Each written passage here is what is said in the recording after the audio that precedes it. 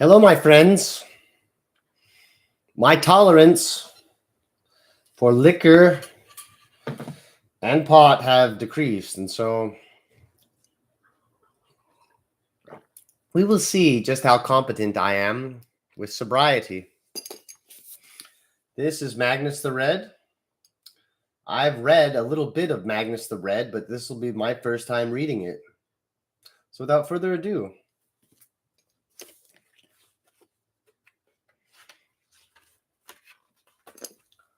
Magnus did not know this place. Not as it was now. He remembered the Pyramid of Photep as a place of light, of polished glass, and dazzling reflections. A place where star beams and sunlight made sport of the earth below. Beautiful people had once gathered within its golden vaulted atria, holding impassioned debates on ethics, morality, and virtue. They once delighted in the knowledge that their world was founded on principles of reason, wisdom, and the pursuit of higher truths. Now its interior was cold and lifeless, home only to muttering shadows and broken glass reflections he dared not heed. Its fellow pyramids of the fellowships were sagging ruins of charred black adamantium, hollowed out skeletons adrift in a dust-choked wasteland. Lightning danced on the horizon between the pyramids, their broken framework throwing stark shadows around him. Magnus took a moment to orient himself. Once he would have known exactly where to go, but times had changed. The frames of the pyramids had buckled in the heat of their burning, but had been the translation from Prospero to this protean world that had rendered every one of them into something hideously deformed. Their angels, once so true, or rather their angles, were twisted unnaturally, as if to mock their perfect forms. He looked up into the echoing void, picturing his final battle with the Wolf King. Sadness welled within him at the memory.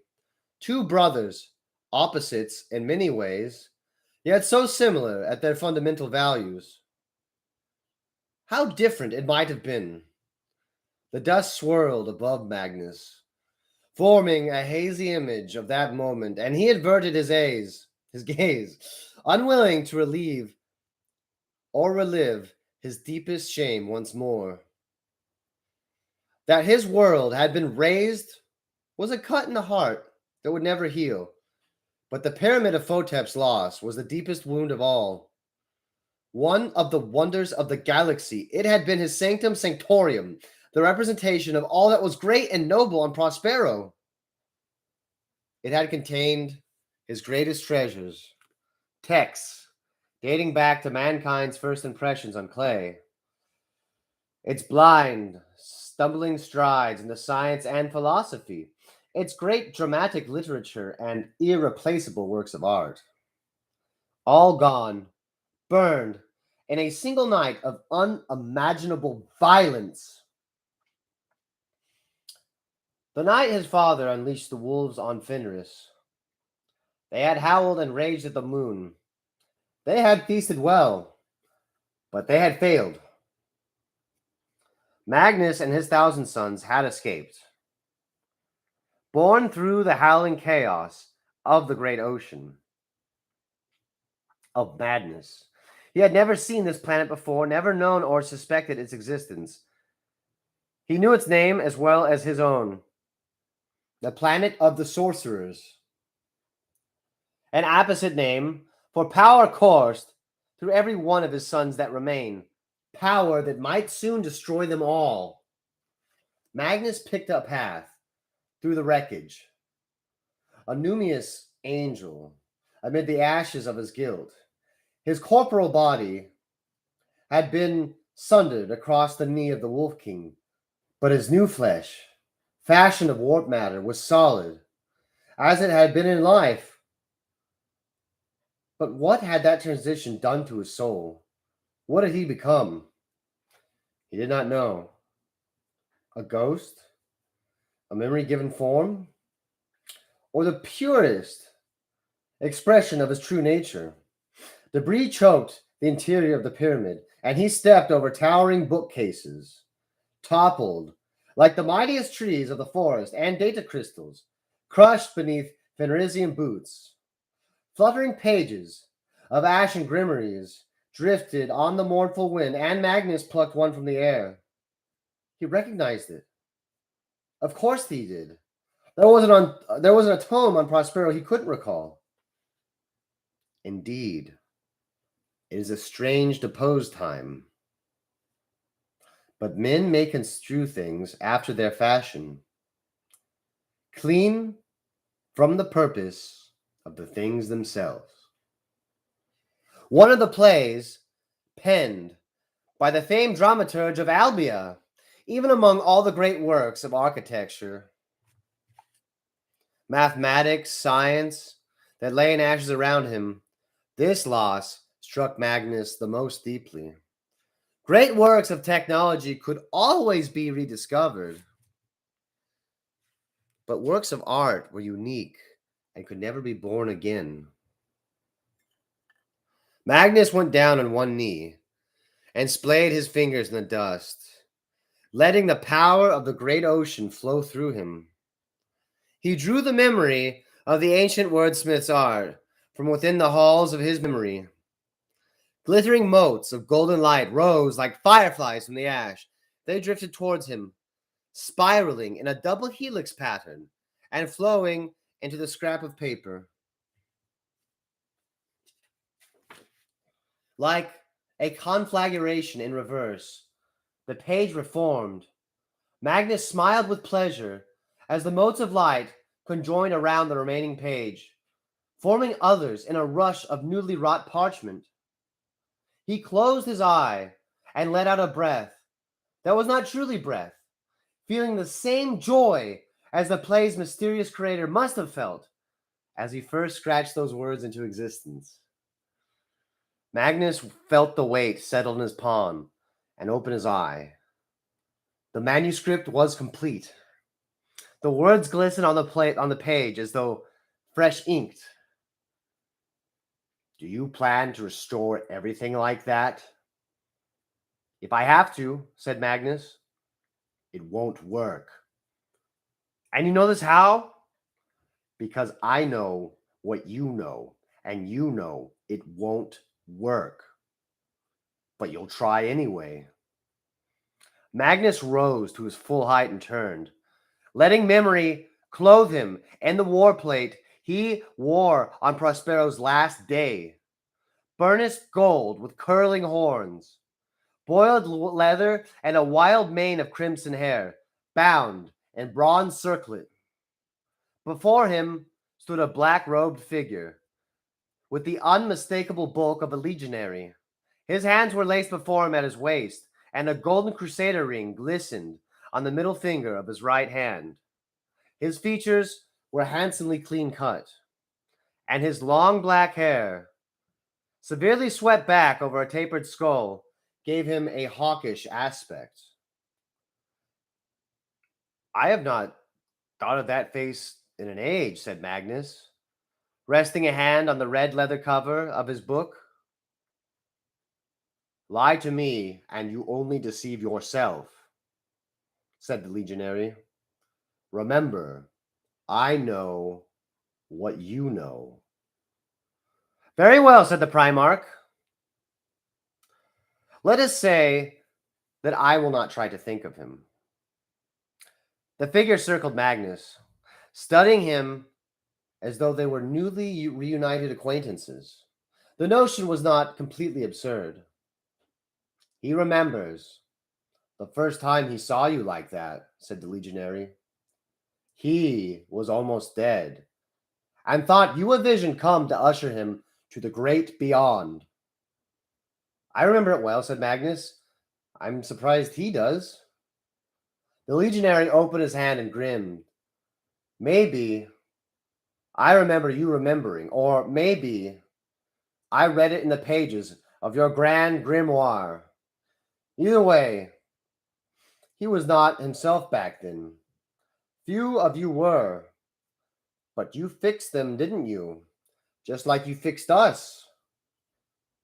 I tried, said Magnus, walking deeper in the ruins of the pyramid. I tried to save all my sons. The legionary followed him. I know you did, he said, but your curse was worse than the disease. You think I don't know that? Snapped Magnus, following a spiraling path with a wide shell crater filled with razored shards of glass. What choice did I have? You could have let them die. Never. They were my sons. But what are they now? Asked the figure, descending the crater. And what will they become? Look into the great ocean, Magnus. Read the tides of the future and tell me if you still feel pride at their deeds for all the centuries to come. No, cried Magnus, stumbling down into the crater. All thoughts of anger and shame pushed aside. Glass cracked underfoot. 10,000 reflections staring back at him in silent accusation. No two were alike. Each facet had an aspect of his soul he dared not confront. The future is not set, said Magnus. Horus fell into the trap, believing that on Davin. I will not make that same mistake. No, you will make new ones, said the figure, tapping a finger against his forehead. Magnus felt his gaze drawn to the legionary's ring. The motif worked into the metal was unclear, but he did not need to know what it said or understand the guilt of what it represented. You will make things worse. You will make mistakes because you believe you can fix everything, continued the legionary. The all-powerful Magnus. He can save everyone because he is cleverer than everyone else. He knows things that no one knows. That face you wear. He cannot be here, said Magnus. My brother killed him on Terra. So, said the legionary, you know better than anyone that the death of the matter binding our souls to this existence means nothing, less than nothing on a world like this. I felt him let go of his silver cord. But you were the one who cut it, the legionary reminded him, holding up his ring so Magnus could see the eagle and the cross lightning bolts worked upon its surface. You were the one that sent him back to Terra as a symbol, too broken to serve at the forefront of the Great Crusade. Russ smote me far worse than I expected, said Magnus. My mind is unraveling. There's truth in that too. But you know I am not a figment of your disintegrating mind. I come bearing a warning. A warning? Said Magnus, taking a step towards the legionary and drawing the destructive power of the great ocean into his fists. What warning do you bear? Only what you already know. That the powers you bartered with have not finished with you and your sons. There is a price yet to pay for your past misdeeds. Magnus laughed, a bitter bark, frightened, with boundless regret and unending sorrow. What more can the primordial annihilator take from me? Said Magnus, sinking to his knees and lifting handfuls of broken glass and dust. The wolves raised my world and burned our knowledge to ash. My sons are dying, and I am helpless to save them. Magnus the Red, the Crimson King? Helpless? No, You don't really believe that, or you wouldn't be here.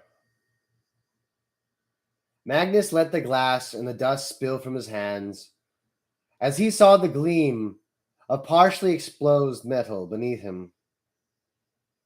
There is a way to cheat your fate, said the legionary. How? You remember Morningstar? Ah, yes, Etharva, said Magnus. I remember Morningstar.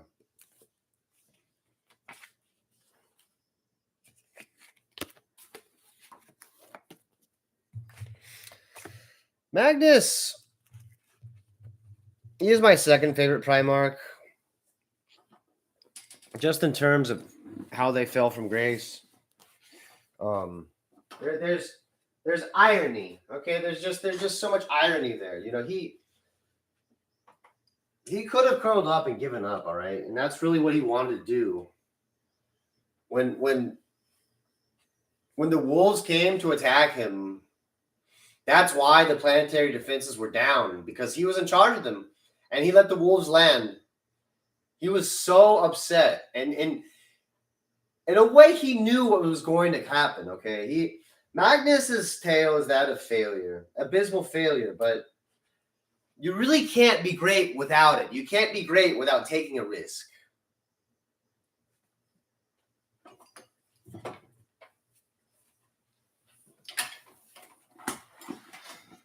And you can't be great without getting swole like him. Look how swole. He's pretty dang swole.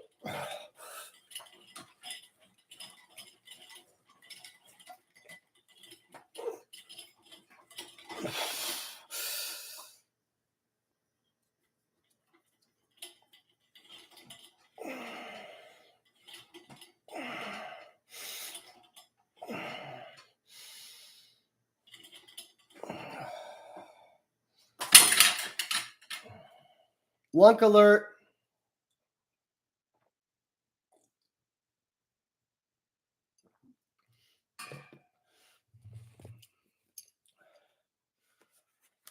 Morning Star. The 55th year of the Great Crusade. Yeah, man, he's jacked.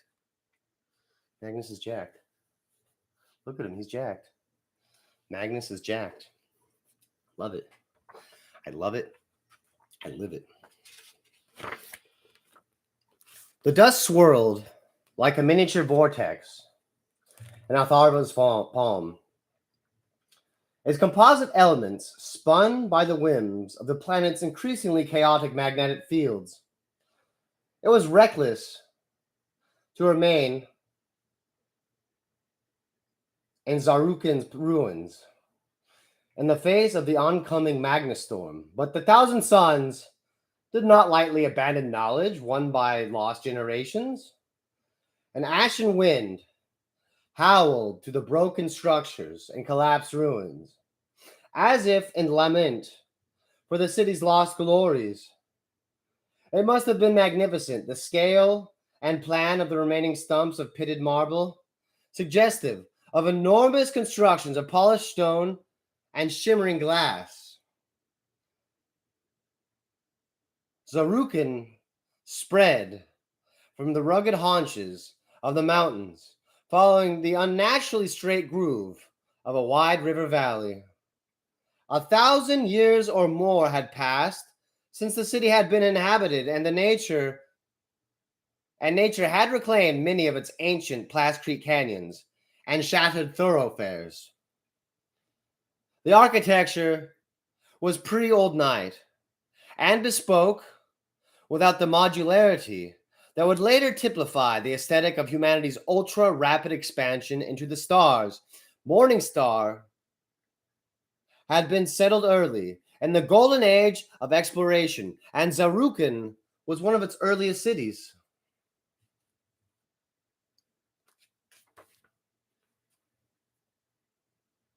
Was this where Morningstar's first king raised his capital? Atharva asked, as the dust danced in his hand. Why did your world alone stand untouched by the madness?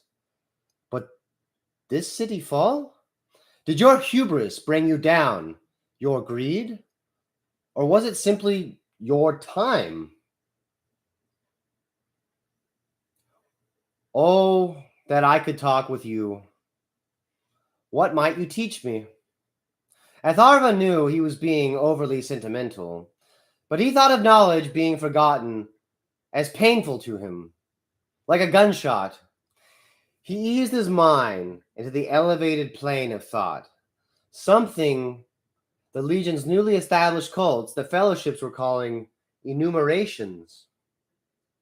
He read variants of the technique and the few ancient texts that survived Cardinal Tang's purge of the Shiwu library, but only since leaving Prospero had he began to perfect the technique.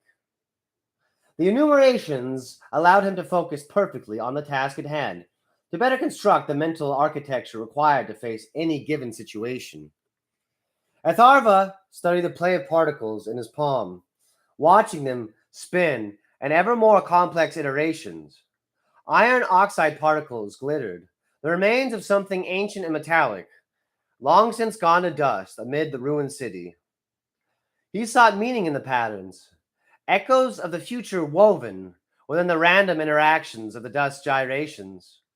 Future scrying had always been his focus, but sifting meanings from the great ocean depth had always been the most challenging. He glanced from the dancing red dust to the curvature of his left shoulder guard. Emblazoned in pale ivory upon the crimson was the serpentine Igon of the Thousand Suns Legion. With it was the staring eye of his fellowship, Athenian. The name felt new to him, yet spoke of ancient learnings, of a time when wizened academics pored over many quaint and curious volumes of forgotten lore.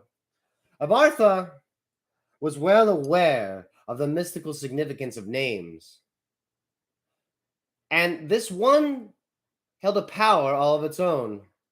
The cult's teachings, and those of the Corvidae and the Pavoni and the rest, granted him power he had never dreamed possible.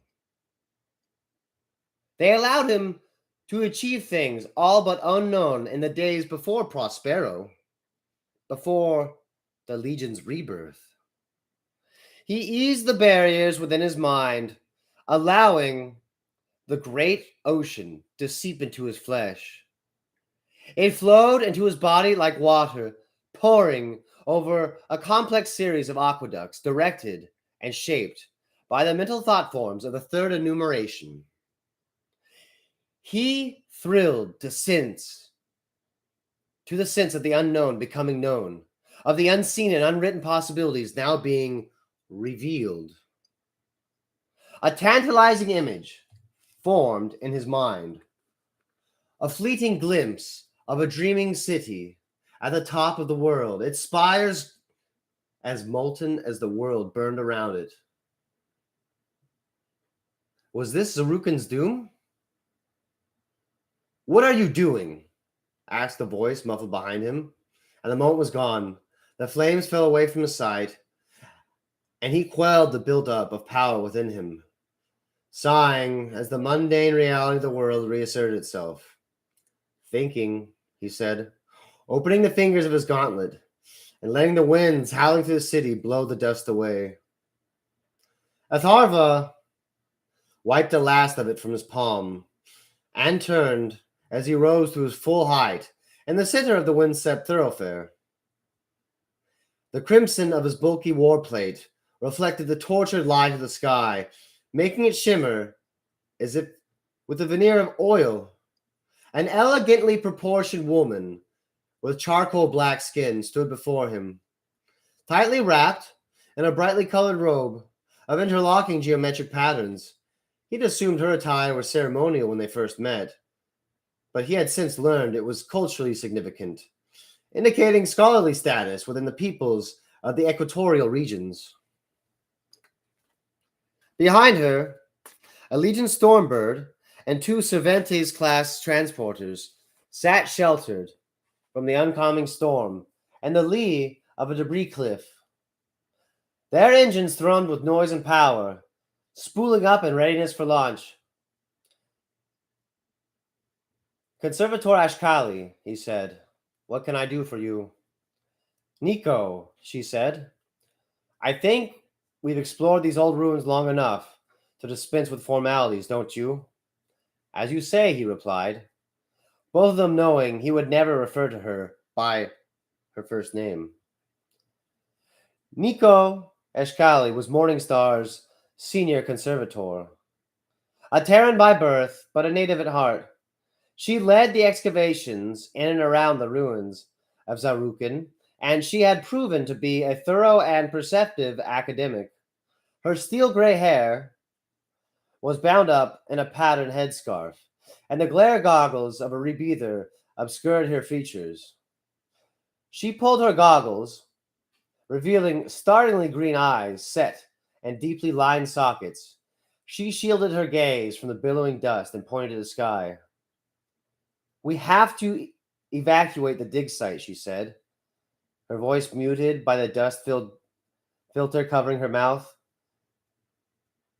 Meteorologicus says the Magnus storm will last an hour, which probably means it'll hit us in 10 minutes. Atharva lifted his gaze to the mountains in the east. The flaring detonations of a colossal magnetic storm marched over their summits. It was impossible to tell which way the planet's unpredictable weather systems would hurl them. The storm front is moving down to sweep across the plains, he said. It will likely pass Saurukan. Or it could just as easily change, replied Eshkali.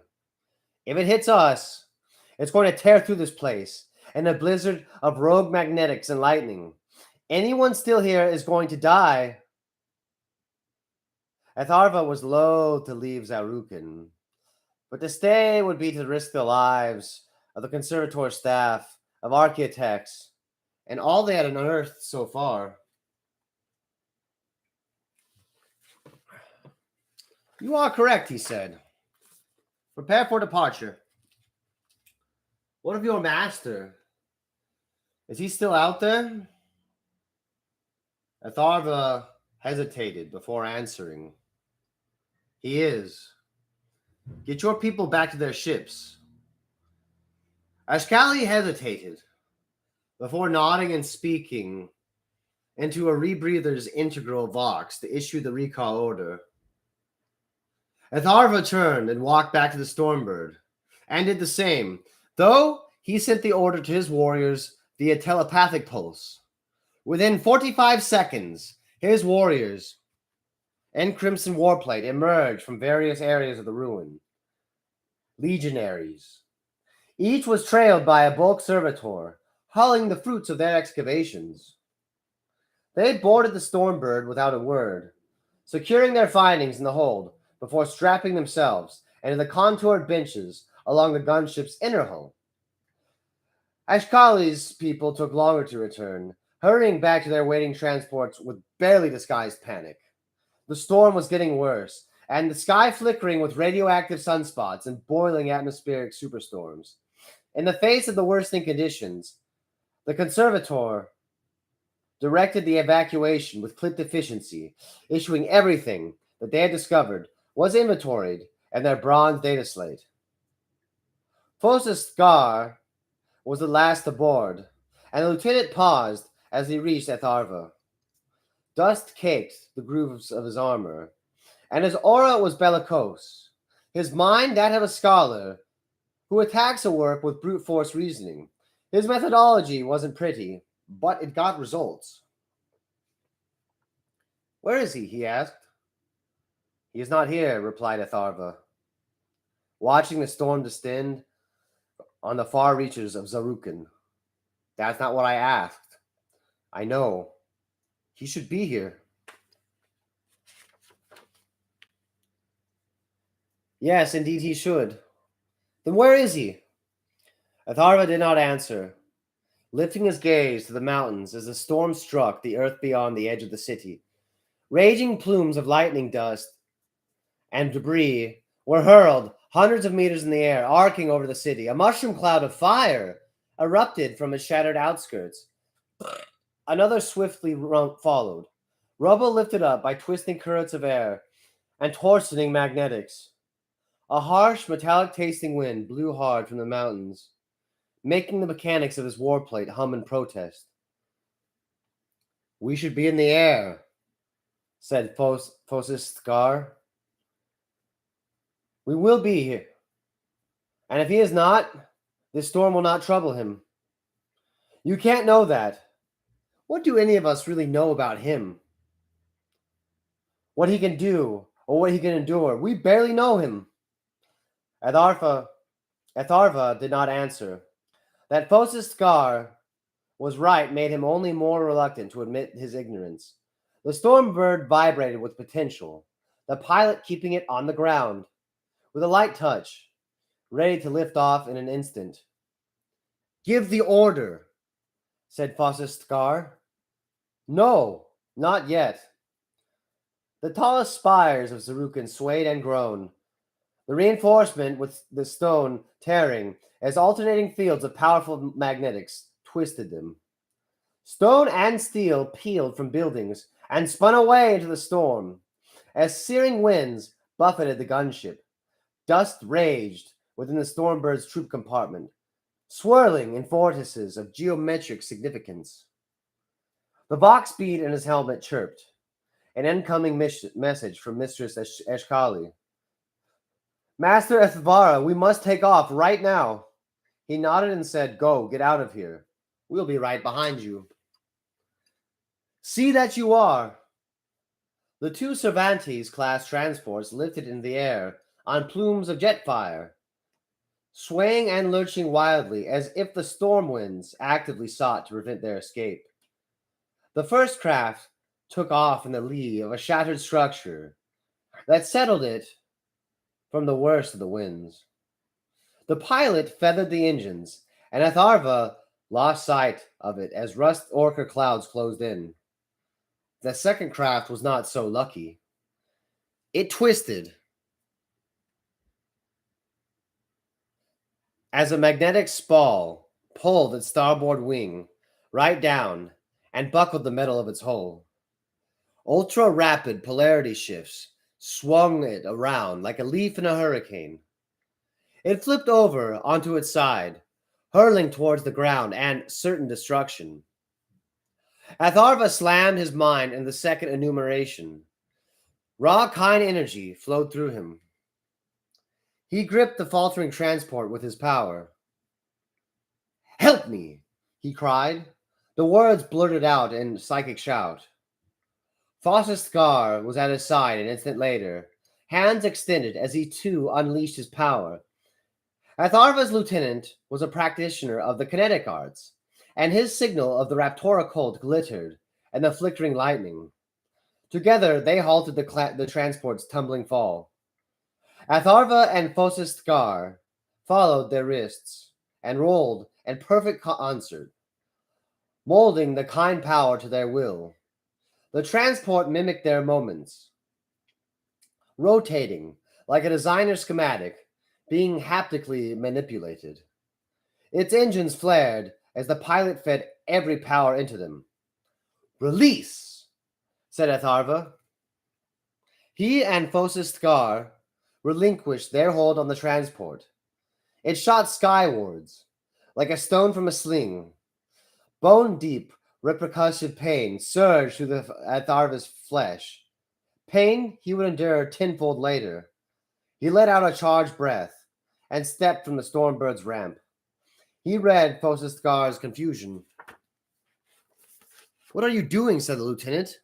"Get back on board."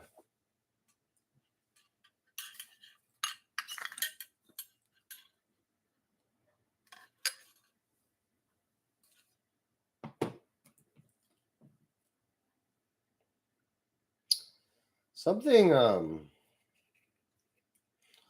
something that this novel made me realize the difference between Warhammer 40K and Warhammer Horus Heresy is Horus Heresy has a science fiction aspect to it, which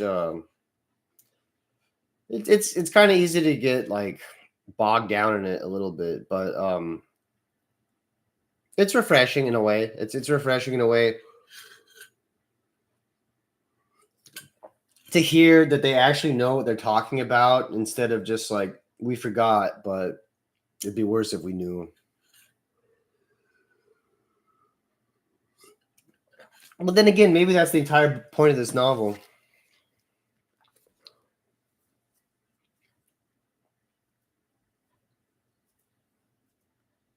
Return to Kalania immediately, replied Atharva through bloody teeth. Assist the 4th Legion elements in evacuation. I will rejoin when I can. Phosis Scar shook his head and pressed his palm against the closing mechanism. I'm closing up, but we aren't leaving without you in the Primarch. Atharva saw the determination in Phosis Scar's aura and knew that any argument he might make against the course of action would be futile. Then I will attempt to be quick, he said. Hurricanes of abrasive dust flensed the paint from his armor in silver streaks as he turned towards the city where his master awaited. If he is still alive. Could any being survive conditions so inimical to life? The clouds parted and a towering figure, writhed in multicolored fire, emerged from the storm in answer. He was a giant in crimson and gold, a warrior and scholar in one. His golden warplate had been crafted by the finest armorers of terror, a masterpiece of curling horns, sculpted muscles, carved lions, and the finest scriptwork. A kilt of leather hung to his knees, and a hook-bladed sword crafted from Prospero's silk steel was belted at his waist, next to a colossal tome of psychic lore. My lord, said Atharva, raising his psychic voice. Magnus the Red was wrought from wrath and wonder, his face a protein blend of features that Atharva had never been able to entirely fix in his mind. A disconcerting attribute in a leader, one that would take some getting used to. The psychic fire of the Primarch's magnificent aura kept the storm's fury at bay. Magnus might have been strolling through Diska's sculpture gardens, for all the tempest affected him. A trio of servitors followed him, each hauling a high-sided grab sled. Cutting it a bit close, are you not? Said Atharva. The Primarch looked up, as if he hadn't noticed the storm at all. I had not yet completed my work, replied Magnus. Zarukin fought to keep the Stormbird from escaping. Magnetic vortices shredded its belly with spiteful winds, hammering the fuselage with flying debris. The ship's engines blurred white hot, and its superstructure shrieked as if it were being torn apart. Atharva felt the ground fall away with a sickening lurch. His head slammed against the stanchion as the storm sought to crush them. The pilot fought with all his skill, but against some foes, there could be no victory. Atharva felt the ground fall away with a sickening lurch. His head slammed against the stanchion, and the storm sought to crush them. The pilot fought with all his skill, but against some foes. Once again, there could be no victory. We're losing power to the engines. Shredded metal ripped from the side of the gunship as its nose dropped back to the ground. Phosis Scar drew a kind shield over the breach, and the noise of the wind fell away. The Stormbird heeled over, spun on its central axis, and Atharva watched the splintering ruins of Zarukin racing up to meet them. Magnetic squalls ripped ancient buildings from their foundations and hurled them against each other like a child smashing toy bricks together. Then, an instant from impact, the gunship leveled out. The same kaleidoscopic fire that wreathed Magnus as he walked from the ruins burned beyond the breach. Atharva tore his gaze from the storm's inferno below to where Magnus stood at the prow of the gunship, one hand on his great book of lore. His aura blazed with brilliant light, too radiant to look upon directly. It filled the interior of the gunship, a power of such magnitude, it made his own seem paltry. Their new leader was a master of the psychic arts, and had been obvious the moment Atharva had set eyes on him. But this was exceptional. "Take us home, pilot," said Magnus.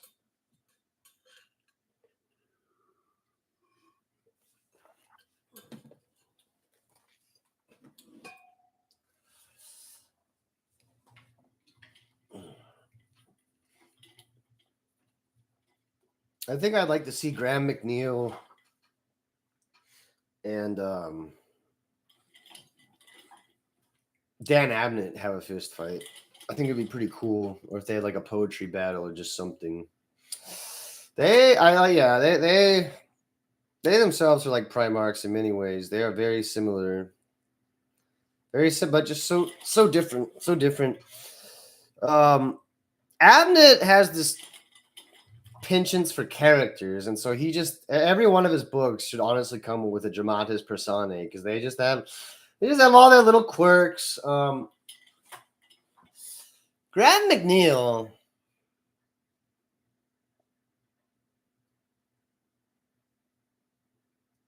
his characters seem less defined. It seems like the edges of his characters are a little bit smoother. But a lot of times they're just archetypes, I guess.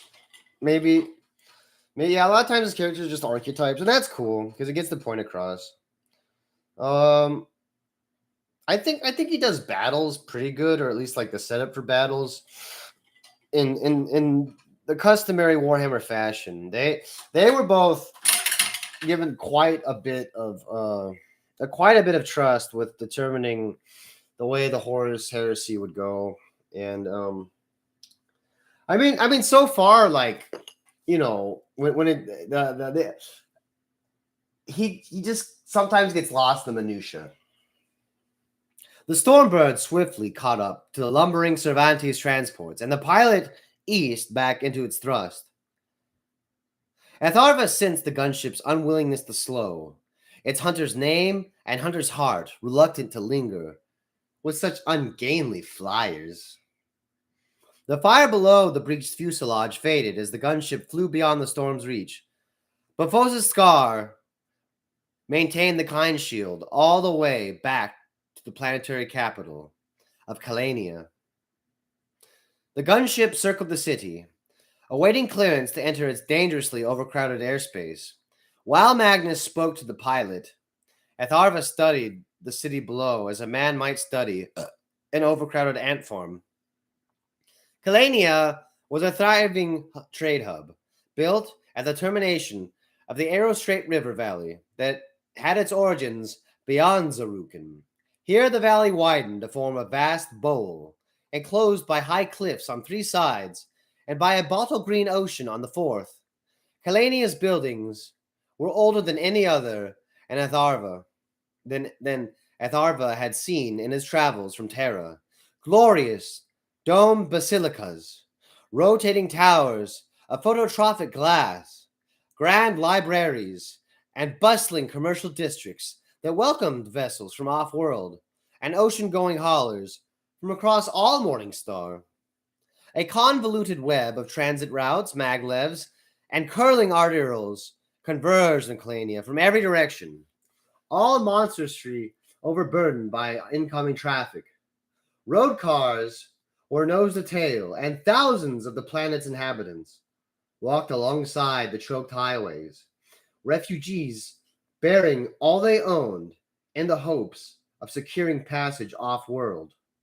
The city itself was normally home to around 70,000 souls, but with the planetary evacuation in full now, its population had reached 750,000 and was growing larger every day. The skies of Kalania resembled an insect hive, responding to an attack. Swarms of aircraft circled the outskirts of the city, a thousand more rising on intricately plotted flight paths from Vashti Ekol's control center at the edge of the offshore starport. Every ship capable of transorbital flight had been pressed into service, ferrying Morningstar's population ships anchored in low orbit. Agrobarks now carried people instead of vats of protein and gene crops, while stalls of livestock haulers were packed with men and women being taken to life rather than the slaughterman's maul. Accidents were far from uncommon, with desperate pilots racing into the sky in defiance of Vashti's orders. Most times, they were quickly redirected with electromagnetic tethers, or, in the case of one unsanctioned launch, shot down over the ocean by the starport's defense turrets to prevent a lethal cascade effect of collisions and crashes.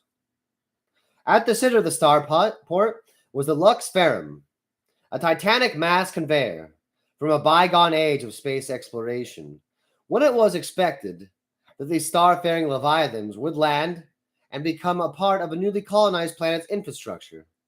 Lost arts of technology had powered supremely powerful repulsor generators, worked into its 1,000-meter hull, allowing a vessel that ought not to have been able to survive atmospheric breach to land and return to the stars.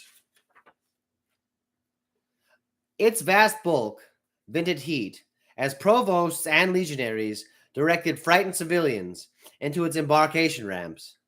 60,000 already, and 50,000 more yet to board. Newly constructed towers on the cliffs that enclosed the city were minimizing the impact of rogue magnetics in the local area. But not even the technical genius of their construction could keep the area entirely stable. Each was a glaring eyesore, thought Etharva, a boxy, riveted thing of bare girders and yellow and black hazard stripes. The architects of these towers had made planetfall barely a month after the arrival of the Thousand Suns, but they had already made an incredible mark on Morningstar.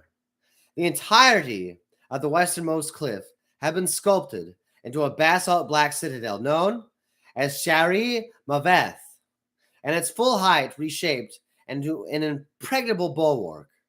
The rock within blasted, cut, and burned into defensive galleries, wide parapets, firing steps, and macro cannon emplacements. It was towards this grim stronghold that the Stormbird angled its prow as its final approach to the ground was granted.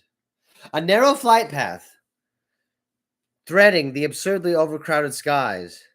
To deviate from the prescribed maneuvers, even a fraction, would almost certainly result in a mid-air collision. Atharva craned his neck to study Shari Maveth as the gunship rolled down through the morass of aircraft. Its construction was mathematically precise, and yet was not without a proud martial beauty.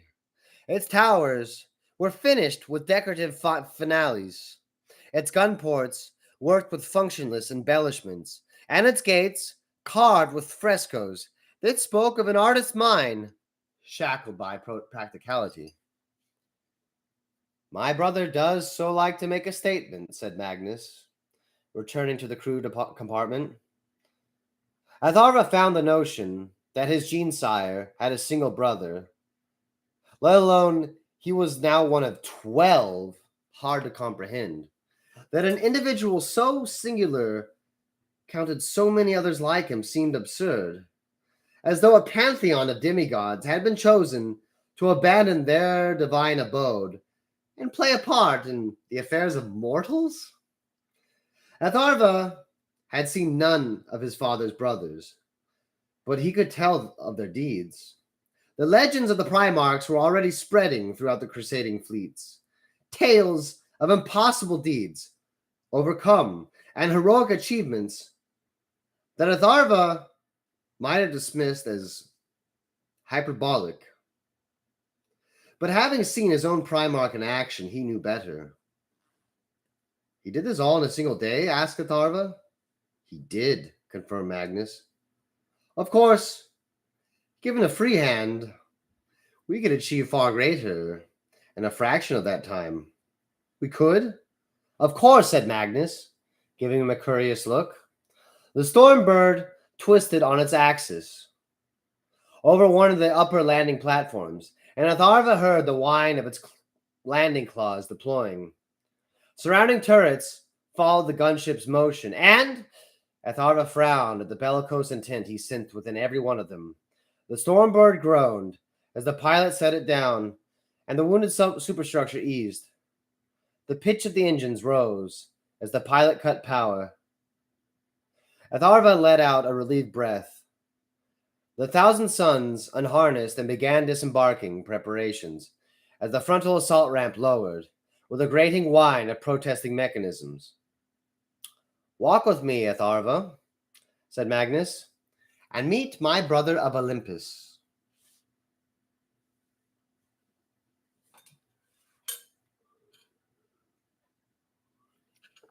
Perturabo, I don't really get him. I mean, he's cool. He looks cool, and his legion's cool. The things they do are cool. But I don't understand him the way I understand Angron. I don't understand him. I don't actually. I don't get what his deal is. He seems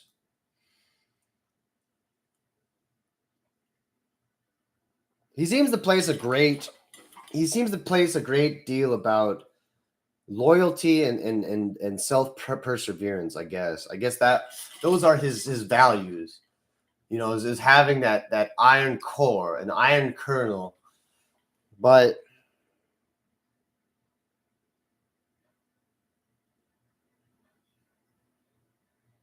maybe that's intentional. Maybe because I have heard him basically referred to as, well, autistic, and that's the best way I think I can describe it, is that singular form of purpose.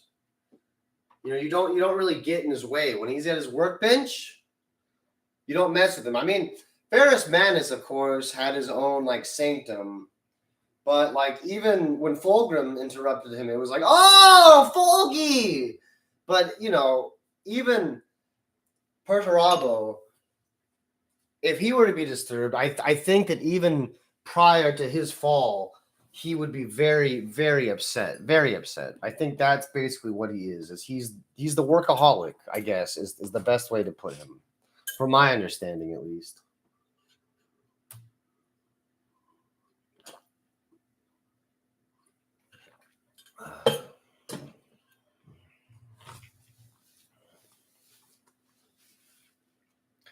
Only later would Atharva be able to clearly recall his first meeting with Perturabo of the Iron Warriors. Rain began to fall as he stepped from the belly of the injured Stormbird. Hard, slashing rain that bounced from his armor and washed the dust of Zarukin from his plates.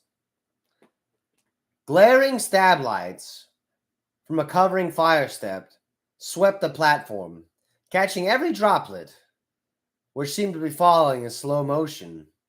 4 figures emerged from the fortress and advanced through the rain. 3 were legionaries and burnished plates of hulking iron, rendering slate gray in the shadows of their surroundings. They advanced shoulder to shoulder, and each bore a curved, rectangular shield upon his left side, and a sheathed gladius fast upon his right. Leading them was Perturabo of Olympus.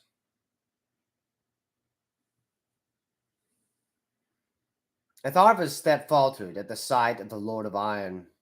The Primarch was a giant whose likeness might have been carved from the same rock as the mountains.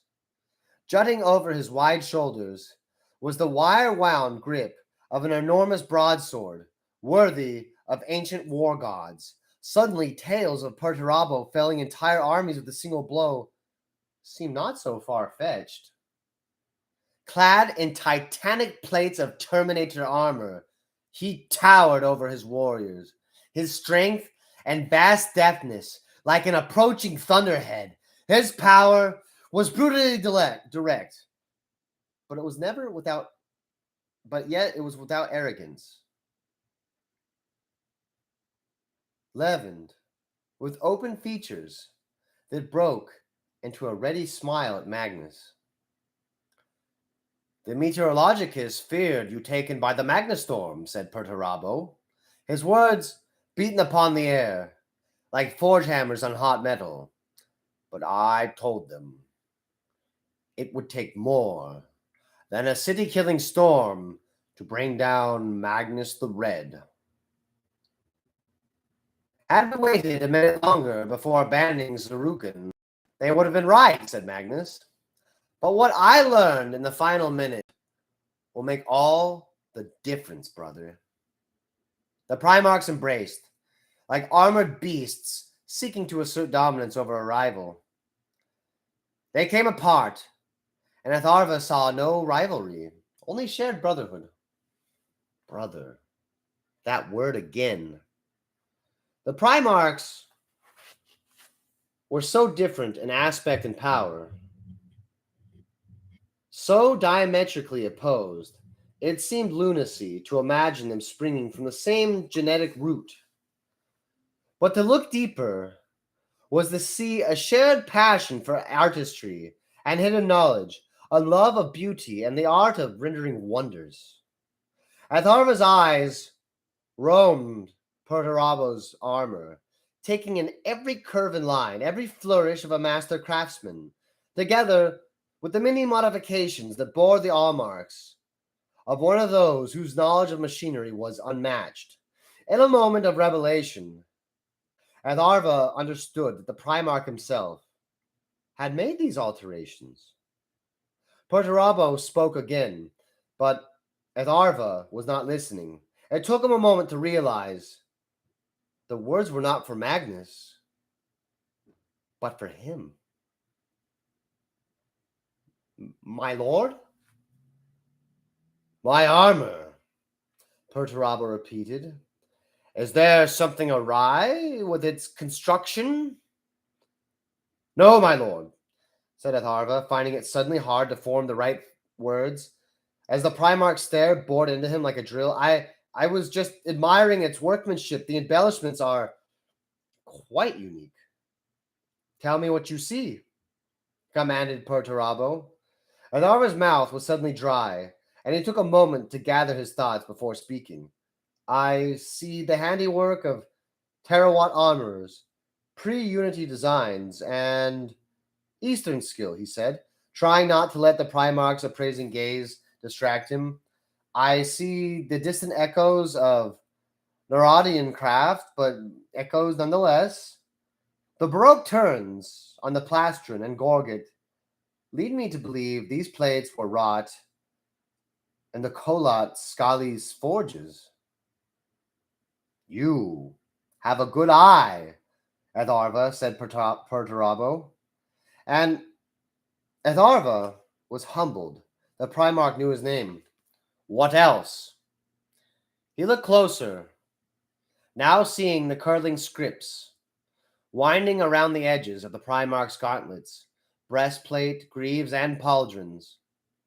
They were not, as he had feared, discrete armor's marks, but a single inscription moving from piece to piece. You bear a nomenclature sequence, said Atharva, similar to that of the Emperor's custodians, but I do not recognize the language. It is Ur-Phoenician, replied Perturabo, one of the earliest languages known to mankind. This is a variant Argot carried from old Earth to become the first language of Olympia. What does it say? Nothing I wish to share, said Perturabo, turning once again to Magnus, and Atharva felt a curious mix of relief at a burden being removed from his shoulders, and regret that he could bear it no longer. So, brother, did you find anything in the ruins worth the price you almost paid? Time will tell, said Magnus. As Thousand Sun legionaries began the process of unloading the Stormbird, already the Legion Tech Marines and Mechanicum Adepts were working to repair the damage wrought by the storm. Sparks and mag welders flickered at its belly. Magnus gestured to the grab sleds of recovered artifacts and said, "We uncovered sealed archives and found much that predates the Great Crusade by centuries. Any one of them could be the key to revealing why this world, alone of all the others in the system, survived the cataclysm of the old night unscathed." Why is that knowledge so important to you? It should be important to all of us, said Magnus. We have some more pressing concerns for now. Magnus affected a look of mock superiority and said, I seem to remember that it was you who begged me to stay another hour and Beatia to try to find the library of Camdus before the Prometheum Inferno set the mountains ablaze. Perturabo smiled at the shared memory. We never did find it, did we? No. And not a day goes by where I do not regret denying you that extra hour. Have no regrets from that front, said Perturabo. Mount Ciathrion was ablaze from foothill to summit 10 minutes after we left.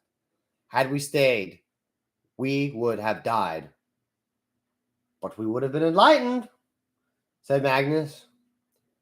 Perturabo gestured to the aircraft-filled sky. We are not here to save knowledge, said Perturabo.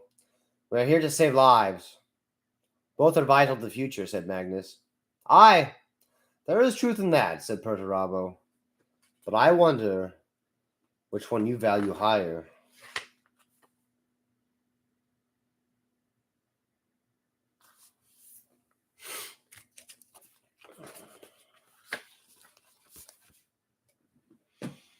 Till all is dust.